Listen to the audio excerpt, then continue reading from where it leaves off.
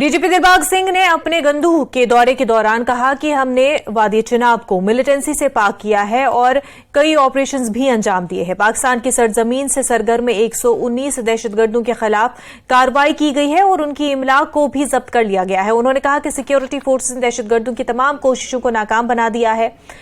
आपको बता दें, उन्होंने कहा कि खित्ते में मुल्क मुखालिफ सरगर्मियों को बहाल करने की बार बार कोशिश की गई थी।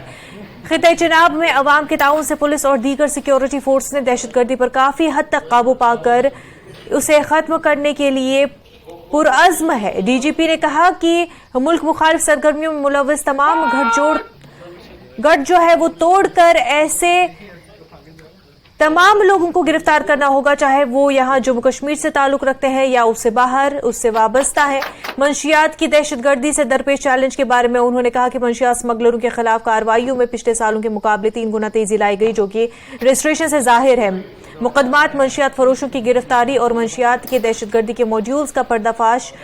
ये मंशियात एक वबा की तरह है जो सरहद पार से शुरू होने के बाद कुछ देर तक जारी रहती है। जम्मू कश्मीर में हमने इस लानत के खिलाफ काफी कामयाबियां हासिल की है। इन बातों का इजहार डीजीपी जम्मू कश्मीर दिलबाग सिंह ने गंदू भलीसा में नौतामीर शुदा पुलिस स्टेशन की इमारत गंदू और एसडीपीओ की इमारत का इफ्तिताह के दौरान किया।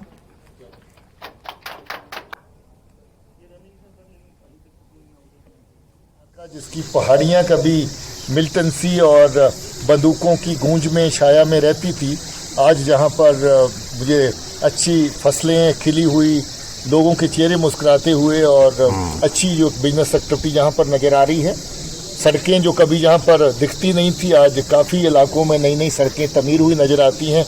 बालपदरी को जाती हुई सड़क मैं देख रहा था तो मुझे दिखाई दे रहा था कि इस रास्ते पे कभी सड़क होती नहीं थी। बहुत सारे काम नए जो लोगों की ज़िंदगी को सहल कर सकते हैं, उस तरह के काम इनिशिएटिव हुए हैं, तरक्की के काम चल रहे हैं।